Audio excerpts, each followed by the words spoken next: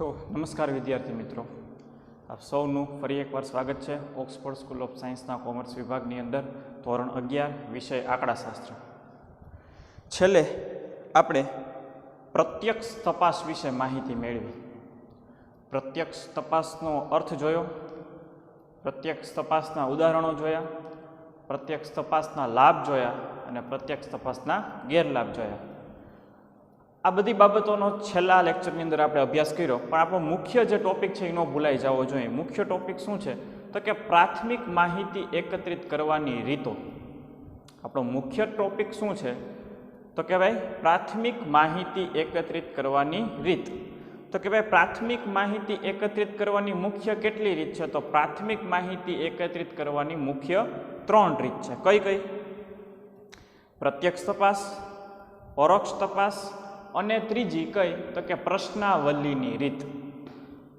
તો આ 3 રીતમાંથી આપણે પ્રથમ રીતનો અભ્યાસ આપણે પૂર્ણ કર્યો છે. પ્રથમ રીત એટલે કઈ? તો કે પ્રત્યક્ષ તપાસ, એટલે કે ડાયરેક્ટ તપાસ દ્વારા માહિતી કેવી રીતના એકત્રિત કરવી એ આપણે સમજી ગયા, એનો અર્થ સમજી ગયા, એના ઉદાહરણો જોઈ લીધા, એના લાભ અને ગેરલાભો જોઈ લીધા છે. આજનો આપણો ટોપિક છે તો કે ભાઈ પરોક્ષ તપાસ. પરોક્ષ તપાસ એટલે કેવી? તો કે ઇનડાયરેક્ટ, ડાયરેક્ટ નહીં. કેવી?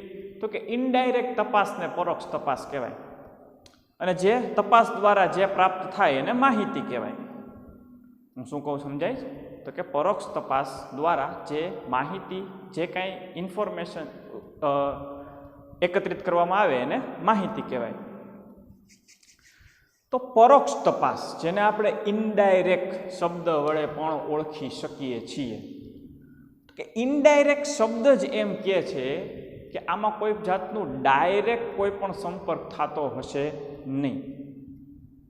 વાયા સંબંધમાં આવતા હશે લોકો અને ત્યારબાદ તપાસ થતી હશે. એવું કંઈક અત્યારે કોઈ પણ જાતની ચોપડીની લીટી વાંચ્યા વગર આપણને એટલો ખ્યાલ આવે કે ભાઈ પરોક્ષ એટલે કે ઇનડાયરેક્ટ, વાયા ટૂંકમાં આપણી સાદી ભાષામાં. તો કે એવી રીતના તપાસ થતી હોવી જોઈએ. કેવી રીતે? તો કે વાયા તપાસ થતી હોવી જોઈએ.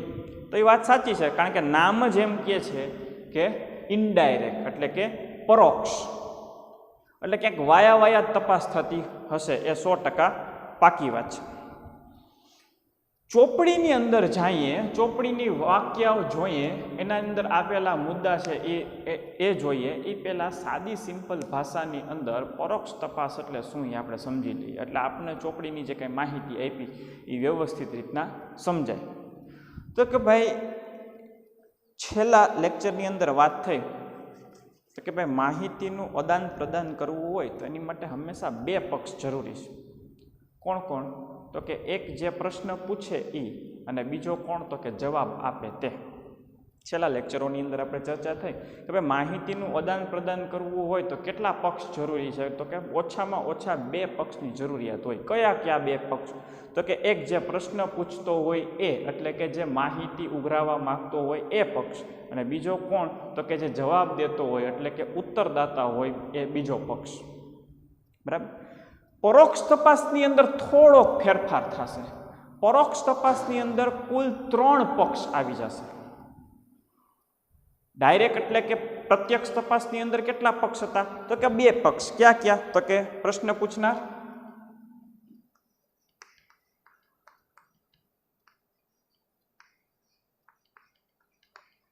આગળ કઈ હોઈ શકે,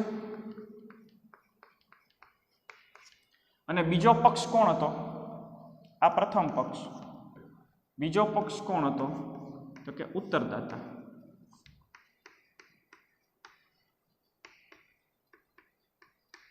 ઉત્તર આપનાર અથવા તો ઉત્તરદાતા, બંને સમાનાર્થી શબ્દ છે. પ્રત્યક્ષ તપાસની અંદર માત્ર ને માત્ર 2 પક્ષ હતા. એક પ્રશ્ન પૂછનાર એટલે કે આગણક, અને બીજું કોણ? તો કે ઉત્તર આપનાર એટલે કે ઉત્તરદાતા. પ્રત્યક્ષ તપાસની અંદર આ 2 પક્ષો જ કામ કરતા હતા. હજી થોડાક ડિટેલમાં જઈએ પ્રત્યક્ષ તપાસની અંદર, એ પછી હું તમને પરોક્ષ ઉપર લઈ જાઉં. અત્યારે આપણે થોડીક પ્રત્યક્ષ તપાસને યાદ કરો તો કેવી પરિસ્થિતિ થતી? તો તો કે પ્રશ્ન પૂછનાર વ્યક્તિ છે એ ઉત્તરદાતા પાસે જતો, એને પ્રશ્ન પૂછતો, ઉત્તરદાતા જવાબ આપે, એ પાછો પ્રશ્ન પૂછનાર વ્યક્તિ પોતે પોતાના ચોપડાની અંદર પોતાના હસ્તાક્ષરથી નોંધતો. આ પ્રક્રિયા થતી ક્યાં? તો કે પ્રત્યક્ષ તપાસની અંદર. તો કે પરોક્ષ તપાસની અંદર થોડોક ફેરફાર થશે.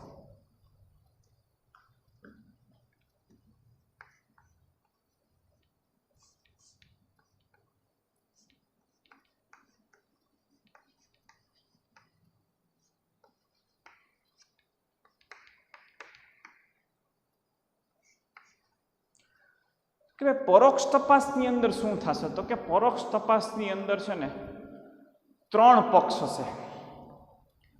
માહિતી ઉઘરાવનાર, પૂછનાર, ઉત્તર આપનાર, અને ત્રીજો એક પક્ષ હશે, એનું આપણે હમણાં નામકરણ કરીએ, પણ અહીંયા મેં લખ્યું ત્રીજો પક્ષ.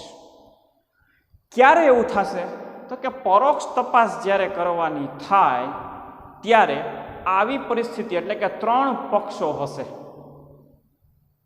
કોણ કોણ 3 પક્ષો? તો કે પ્રશ્ન પૂછનાર, ઉત્તર આપનાર અને ત્રીજો પક્ષ, જેને આપણે હમણાં કંઈક નામકરણ કરશું. તો કે આમાં 3 પક્ષની કેવી રીતના જરૂરિયાત છે? એક સાદું સિમ્પલ ઉદાહરણ આપો. માની લો કે કોઈ એક વ્યક્તિ મર્ડર કરીને ભાગી ગયો. માની લ્યો કોઈ એક વ્યક્તિ મર્ડર કરીને ભાગી ગયો. હવે એ તો કાંઈ હાથમાં આવતો નથી. તો હાથમાં નથી આવતો એ મર્ડરર વ્યક્તિ, તો એની પૂછપરછ, એની તપાસ કેવી રીતના હાથ ધરાય તમે જોઈ લો. કોઈ પણ ક્રાઇમ થાય અને ક્રિમિનલ વ્યક્તિ જ્યાં સુધી હાથમાં ન આવેલો હોય ત્યાં સુધી કેવી પરિસ્થિતિનું નિર્માણ થાય ત્યારે ખાલી મનોમન વિચારો. તો કે પોલીસવાળા એની પાછળ લાગે. તો કે કેવી રીતના એની પાછળ લાગે? ઓલો વ્યક્તિ તો ક્યાંક ભાગી ગયો છે, ખબર નથી ક્યાં ભાગી ગયો છે.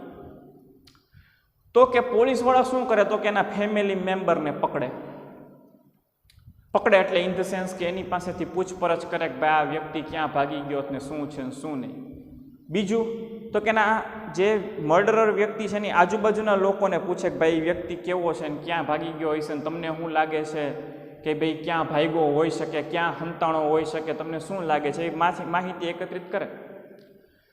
અને કાં તો એવું થાય કે એ વ્યક્તિ જ્યારે મર્ડર કરતો હોય ત્યારે એ મર્ડર થતા કોઈક વ્યક્તિઓએ જોયેલું હોય કે ભાઈ જે મર્ડરર છે એ મર્ડર કરે છે, બજારમાં મર્ડર કરે છે, અને બાકીના અમુક લોકો જે છે બજારમાં ઊભા છે ને એ મર્ડરને જોવે છે. તો પોલીસવાળા આ 3-4 વ્યક્તિઓ અથવા તો 3-4 પક્ષને મળીને વાતચીત, પ્રશ્ન પૂછવાની શરૂઆત કરે. ઘરવાળાને, એ લોકોના જે ઘર પરિવાર હોય એ લોકોને, મમ્મી પપ્પા ભાઈ બહેન પતિ પત્ની જે કાંઈ હોય મર્ડરરના, એને પ્રશ્ન પૂછે. મર્ડરરની આજુબાજુ પાડોશી હોય એને પ્રશ્ન પૂછે. અને કાં તો એવું હોય કે કોકે મર્ડર થતું જોઈ લીધું હોય એને પ્રશ્ન પૂછે. બરાબર?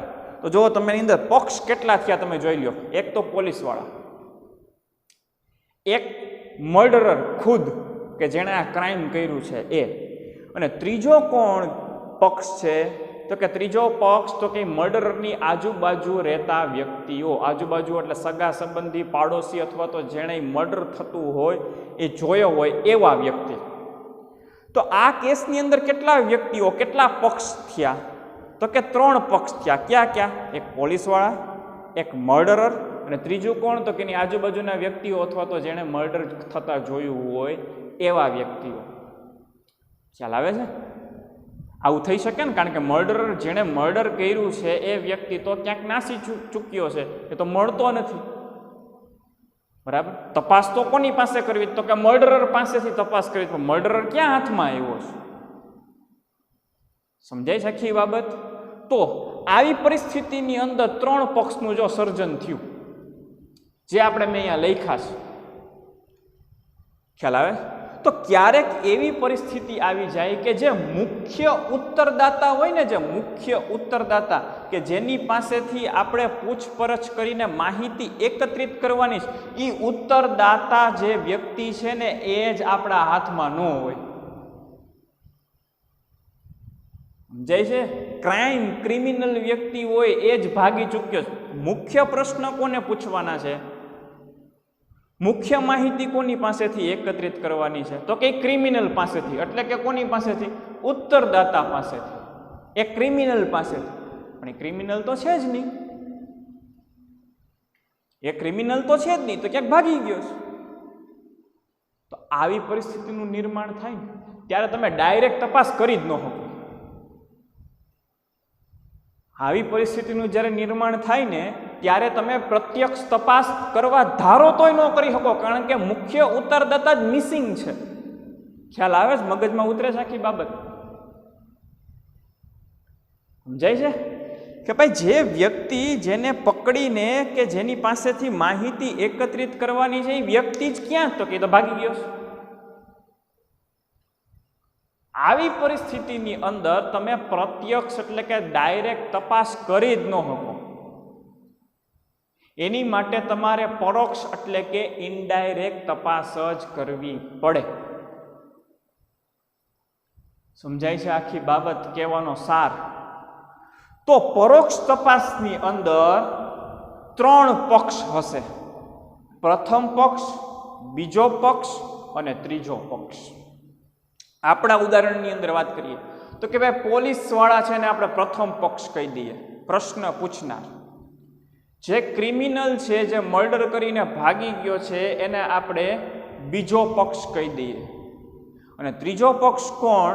તો કે એ ક્રિમિનલના સગા સંબંધી અથવા તો એક મર્ડર થતો જોયું હોય એવા વ્યક્તિઓને આપણે ત્રીજો પક્ષ કહી દઈએ.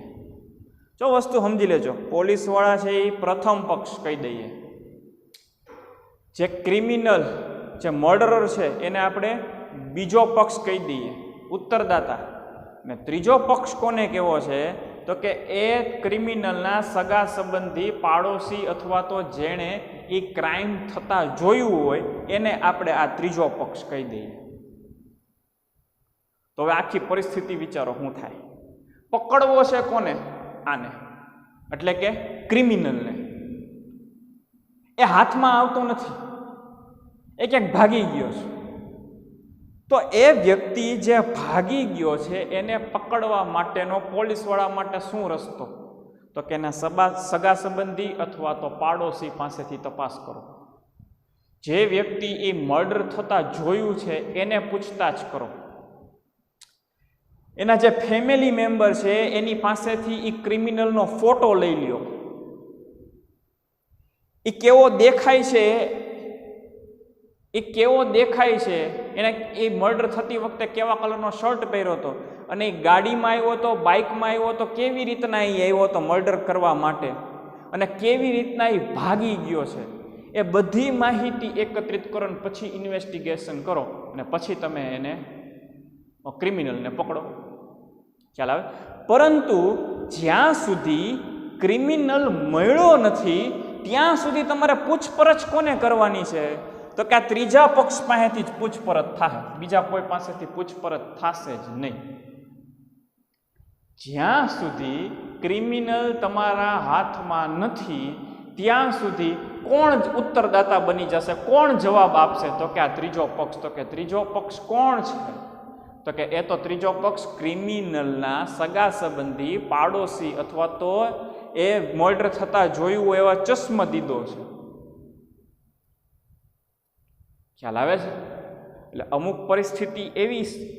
અમુક પરિસ્થિતિનું એવું સર્જન થાય કે જ્યારે ઉત્તરદાતા પોતે જ હાથમાં ન આવે, એટલે કે ક્રિમિનલ વ્યક્તિ પોતે જ હાથમાં ન આવ્યો હોય ત્યારે તમારે કેવી તપાસ કરવી પડે? તો કે ત્યારે તમારે આવી રીતના ઇનડાયરેક્ટ તપાસ કરવી પડે. પોલીસવાળા કોની પાસેથી પૂછપરછ કરે? તો કે મર્ડરરના ફેમિલી મેમ્બર સાથે, આજુબાજુવાળા અથવા તો ચશ્મદીદ સાથે, અથવા તો જેનું મર્ડર થઈ ગયું છે એના પરિવાર સાથે કે ભાઈ તમારે કઈ દુશ્મની હતી કે નહીં.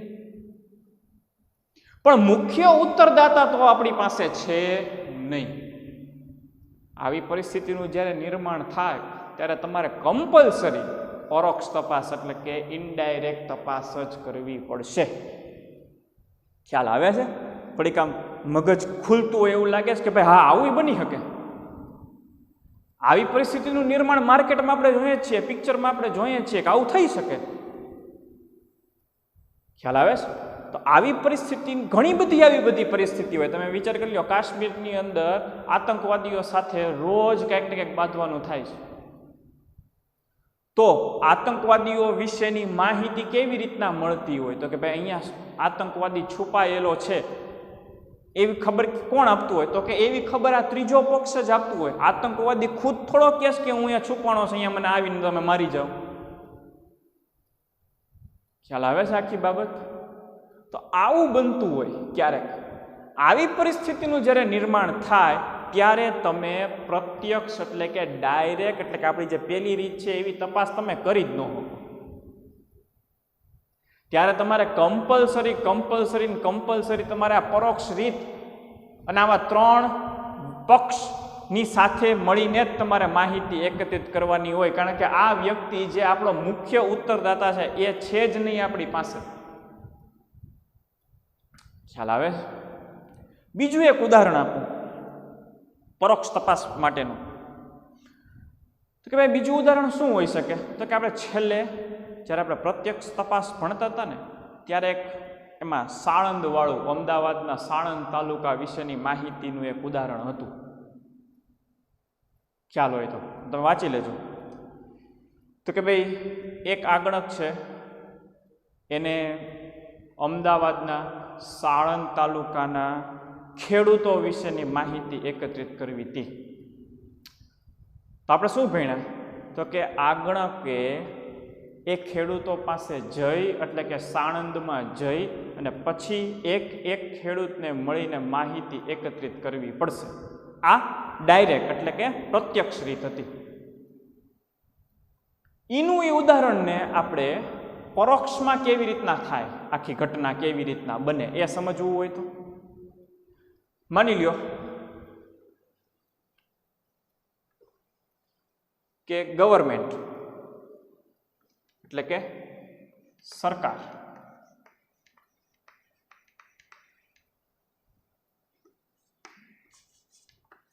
ખેડૂત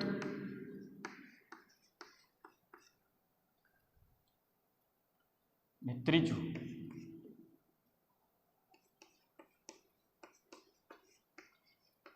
તલાટી મંત્રી.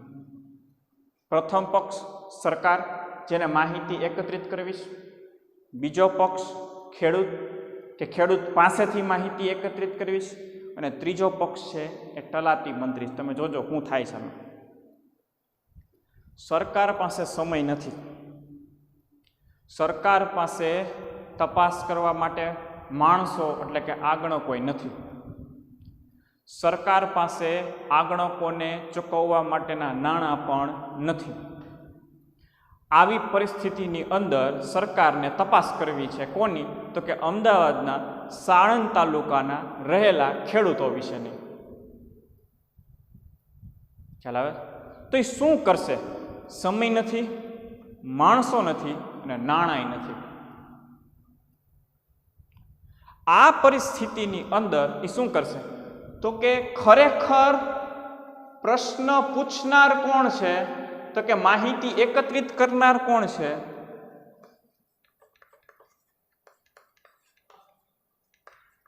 તો કે માહિતી એકત્રિત કરનાર સરકાર છે.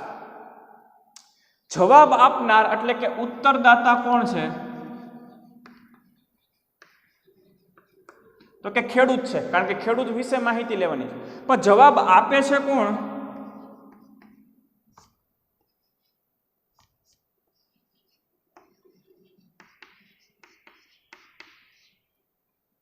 તો કે તલાટી મંત્રી. કેમ આવું થયું? તો કે ભાઈ સરકાર પાસે છે ને સમય નથી, આગણો કોઈ નથી અને આગણકોને દેવા માટેના પૈસા નથી. એટલે શું કરશે ખબર?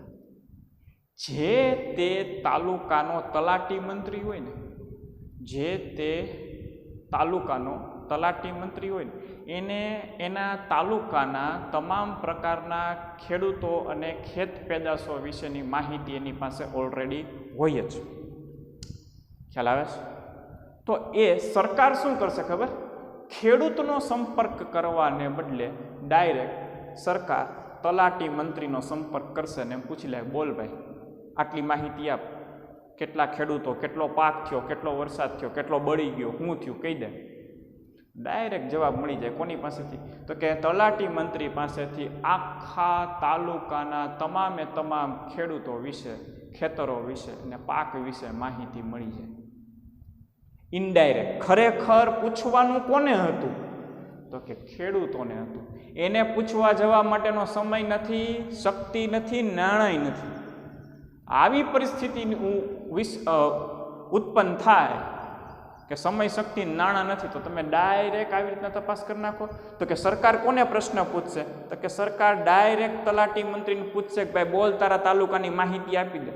એટલે તલાટી પાસે બધી પ્રકારની ત્યાંની માહિતી હોય, સીધી ડાયરેક્ટ સરકારને આપી દે. તો જે મુખ્ય જે ઉત્તરદાતા છે એને કોઈ પૂછતું જ નથી. ખ્યાલ આવે છે? મુખ્ય ઉત્તરદાતાને કોઈએ કાંઈ પ્રશ્ન પૂછ્યો જ નહીં. કોણે જવાબ આપ્યો? તો કે ત્રીજા પક્ષે જવાબ આપી દીધો. કોને? તો કે પ્રથમ પક્ષને. એટલે હું કહું કે પરોક્ષ તપાસની અંદર 3 પક્ષ હશે: માહિતી ઉઘરાવનાર, ખરેખર જવાબ આપનાર અને એની અવજમાં જે જવાબ આપી દે છે એવા વ્યક્તિ. આવું પરિસ્થિતિ ક્યારે ઉત્પન્ન થાય? તમે ડાયરેક્ટ તપાસ કરવી છે, પ્રત્યક્ષ તપાસ કરવી છે તો કરી શકો એમ છો? તો કે હા, આ ઉદાહરણની અંદર તમે પ્રત્યક્ષ તપાસ કરી શકો એમ છો. આમાં કાંઈ ખેડૂત ભાગી નથી ગયા, કે ખેડૂત કાંઈ ક્રિમિનલ નથી. ખેડૂત પોતાના ખેતરે જ છે. તેમ છતાંય તમે પરોક્ષ તપાસ કરી. શું કામ? તો કે નાણાં નથી, માણસો નથી અને સમય નથી. ખ્યાલ આવે છે? તો આવી પરિસ્થિતિનું નિર્માણ થાય ત્યારે પણ તમારે પરોક્ષ તપાસ કરવી પડશે. આ છે તમારી ખરેખર પરોક્ષ તપાસ. પરોક્ષ તપાસની અંદર 3 વ્યક્તિ, 3 પક્ષ હશે: ખરેખર માહિતી લેનાર, ઉત્તરદાતા અને ઉત્તરદાતાની અવેજીમાં જે જવાબ આપી દે છે એ વ્યક્તિ. જો તમે એક વસ્તુ વિચારી લો, આપણે સ્કૂલનું જે ઉદાહરણ લઈએ, માની લો કે સ્કૂલના પ્રિન્સિપાલને બાળકો વિશે માહિતી, એટલે કે વિદ્યાર્થીઓ વિશે માહિતી લેવી છે, તો પ્રિન્સિપાલ પાસે 2 ઓપ્શન છે. પ્રિન્સિપાલને જે તે વર્ગના, એટલે માની લો કે આપણા આ એક વર્ગના જેની અંદર 50 વિદ્યાર્થીઓ બેઠા છે, એ 50 વિદ્યાર્થીઓ પાસેથી માહિતી એકત્રિત કરવી છે. તો પ્રિન્સિપાલ પાસે 2 ઓપ્શન છે. ક્યાં? તો કે પ્રિન્સિપાલ ક્લાસમાં આવી અને 50 વ્યક્તિઓ પાસે જઈ રૂબરૂ મળી અને માહિતી એકત્રિત કરે. એ પહેલો ઓપ્શન. બીજો ઓપ્શન, પ્રિન્સિપાલ આ વર્ગના વર્ગ શિક્ષકને મળી અને બાળકો વિશેની માહિતી લઈ લે. 2 રીતના તપાસ કરી શકો. બાળકો વિશે માહિતી એકત્રિત કરવી છે તો પ્રિન્સિપાલને માહિતી એકત્રિત કરવી છે. કોની માહિતી એકત્રિત કરવી? તો કે વિદ્યાર્થીઓની માહિતી એકત્રિત કરવી છે. તો કેટલા રસ્તા છે? 2 રસ્તા. ક્યાં? પ્રિન્સિપાલ આવે, 50 વિદ્યાર્થીઓ બેઠા છે, એ 50 વિદ્યાર્થી દરેક વિદ્યાર્થી પાસે જઈને પ્રશ્ન પૂછી અને માહિતી એકત્રિત કરે. સમય હોય એની પાસે તો કરે. જો સમય નથી, ઉતાવળ છે, બરાબર, તો શું કરશે? પ્રિન્સિપાલ ડાયરેક્ટ આ વર્ગના વર્ગ શિક્ષકને બોલાવી અને માહિતી એકત્રિત કરી નાખશે. આને કહેવાય પરોક્ષ તપાસ, એટલે કે ઇનડાયરેક્ટ તપાસ. ખરેખર ઉત્તરદાતાને કોઈએ કાંઈ પૂછ્યું જ નહીં. ખરેખર ઉત્તરદાતા એટલે કોણ? તો કે તમે વિદ્યાર્થી. એને કોઈ કાંઈ પૂછતું જ નથી. જવાબ આપે છે કોણ? તો કે વર્ગ શિક્ષક. ખરેખર જવાબ આપનાર કોણ હોવો જોઈએ? તો કે ખરેખર જવાબ આપનાર વ્યક્તિ વિદ્યાર્થી, એટલે કે તમે હોવા જોઈએ. એટલો બધો કાંઈ સમય છે નહીં. ડાયરેક્ટ મને પૂછી લેશે આ ક્લાસનો વર્ગ શિક્ષક કોણ? તો કે હું. પ્રિન્સિપાલ કોને મળશે? તો કે મને. અને તમારા વિશે માહિતી એકત્રિત કરી. મારી પાસે તો હશે જ, કારણ કે હું તો તમને ઓળખતો જ હોઉં, કારણ કે રોજ તમને જોતો હોય, તમારી હાજરી પૂરતો કોણ કેવો છે મને બધી ખબર છે. તો પ્રિન્સિપાલ સીધા મને જ બોલાવશે, હવે બોલો તો આ ક્લાસ કેવો છે, રમતિયાળ છે, શું છે, સરખું ભણે છે કે નહીં, શું છે, જે કાંઈ હોય તો હું ડાયરેક્ટ જવાબ આપી દઈશ. તો એમાં જો 3 પક્ષ થયા, પ્રિન્સિપાલ, માહિતી ઉઘરાવનાર. ખરેખર ઉત્તરદાતા એટલે કોણ? તો કે તમે.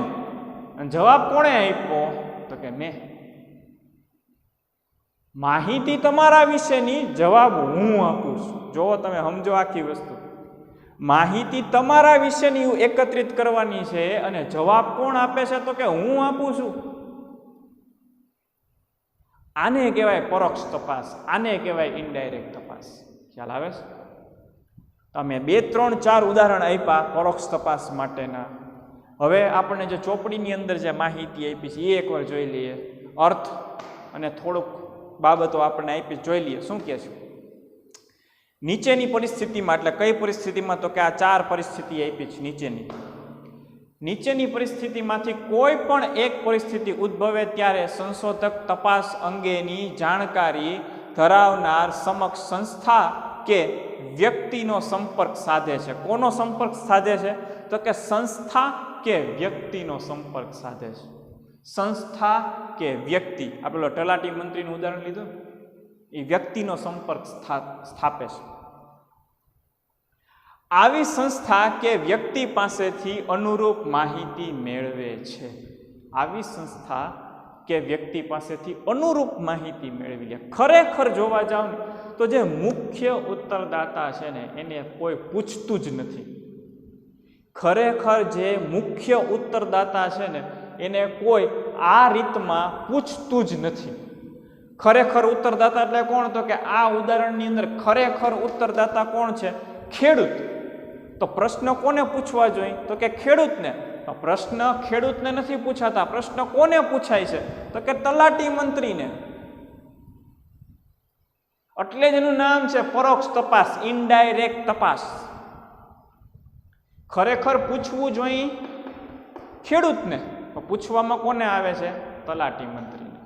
ખરેખર ઓલા ક્રિમિનલ વાળા ઉદાહરણની અંદર ખરેખર પૂછતાછ કોની યારે થવી જોઈએ? તો કે એ મર્ડરરની પૂછતાછ થવી જોઈએ. મર્ડરર તો હાથમાં જ નથી, એટલે તમે કોની યારે પૂછતાછ કરો છો? તો કે તમે એના પાડોશી અથવા તો એના સગા સંબંધી અથવા તો જેણે મર્ડર થતા જોયું છે એને તમે પૂછતાછ કરો. તો કોઈ આમાં મુખ્ય ઉત્તરદાતાને તો કઈ પ્રશ્ન પૂછતો જ નથી.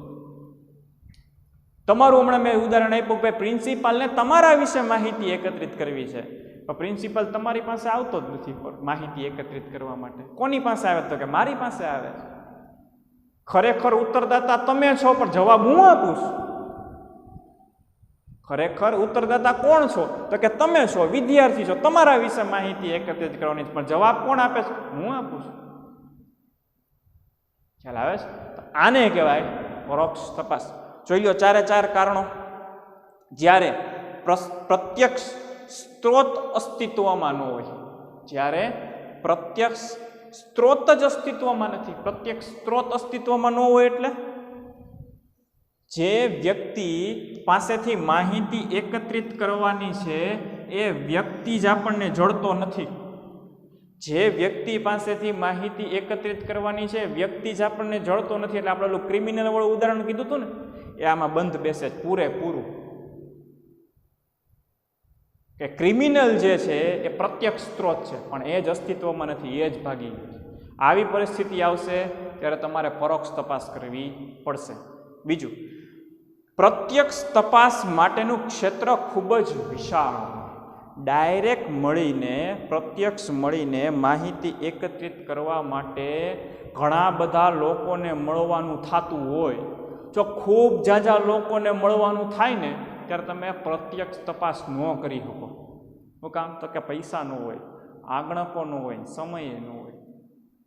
પૈસા, આગણક અને સમય ન હોય ને ત્યારે તમારે પરોક્ષ તપાસ જ કરવી જરૂરી છે. ત્રીજું, જે માહિતી મેળવવાની હોય તેનું સ્વરૂપ જ ગૂંચવણ ભર્યું હોય. કોઈ પણ માહિતી લેવાનું હોય ને એનું જે સ્વરૂપ હોય ને જ કન્ફ્યુઝિંગ હોય. ક્યાંથી શરૂ કરવું ને ક્યાં પૂરું કરવું એ જ ન ખબર પડતી હોય. અમુક કામ એવા હોય આપણા જીવનની અંદર, હવે શરૂ કેમ કરવી જ ન ખબર પડતી હોય. ખ્યાલ આવે છે? તો કન્ફ્યુઝનવાળી સ્થિતિ હોય ત્યારે પણ તમારે કેવી તપાસ કરવી જોઈએ? તો કે પરોક્ષ તપાસ કરવી જોઈએ.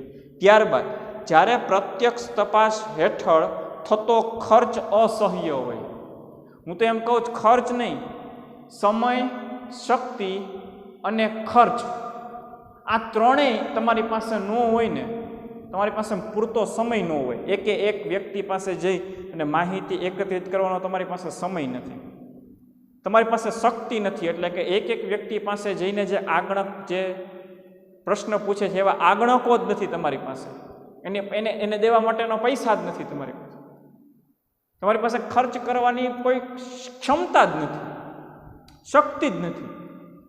આવી પરિસ્થિતિ આવશે એટલે અહીંયા ખાલી ખર્ચ લખ્યો છે, હું તો એમ કહું સમય, શક્તિ અને ખર્ચ ત્રણેય તમારી પાસે ઓછું હોય અથવા તો ન હોય, તમારે પરોક્ષ તપાસ જ કરવી પડશે. ખ્યાલ આવે છે? તો આ આખી મેટર છે. ઓલી તપાસ હતી એ ડાયરેક્ટ એટલે કે પ્રત્યક્ષ તપાસ હતી. આગણક અને ઉત્તરદાતા સામ સામે મળીને માહિતીનું આદાન પ્રદાન કરતા હતા.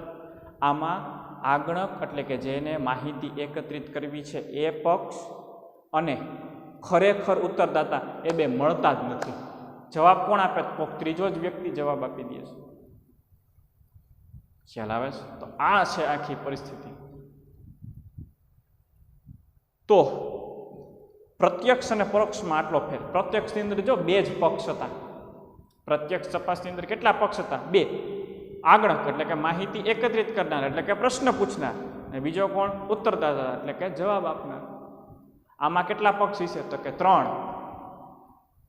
માહિતી એકત્રિત કરનાર, ખરેખર જવાબ આપનાર. ખરેખર કોણ હોવો જોઈએ? તો કે ખેડૂત જવાબ કોણ આપે છે? તો કે તલાટીમાં. કેટલા પક્ષ હશે? તો કે 3 પક્ષ હશે. પ્રથમ પક્ષ, દ્વિતીય પક્ષ અને તૃતીય પક્ષ. ચોપડીમાં ત્રાહિત પક્ષ કીધું હોય છે. ત્રાહિત એટલે ત્રીજો પક્ષ. આપણે ત્રીજો પક્ષ શબ્દનો ઉપયોગ કરી શકીએ. ત્રાહિત શબ્દ બોલવાની કંઈ જરૂરિયાત નથી. જો યાદ રહેતું હોય તો ઠીક છે, બાકી કાંઈ નહીં. ચાલો, પ્રથમ પક્ષ, બીજો પક્ષ અને ત્રીજો પક્ષ. આ પરિસ્થિતિની અંદર, આ તપાસની અંદર જવાબ કોણ આપે છે ખબર? ત્રીજો પક્ષ પ્રથમ પક્ષને જવાબ આપી દે છે. આ પદ્ધતિની અંદર ત્રીજો પક્ષ પ્રથમ પક્ષને જવાબ આપી દે છે. એટલું મગજમાં રાખો એટલે આખી રીતે યાદ રહી જશે. તો આ હતી પરોક્ષ તપાસ, અને લાભ અને ગેરલાભ આના પછીના લેક્ચરની અંદર જોશું. ત્યાં સુધી આભાર.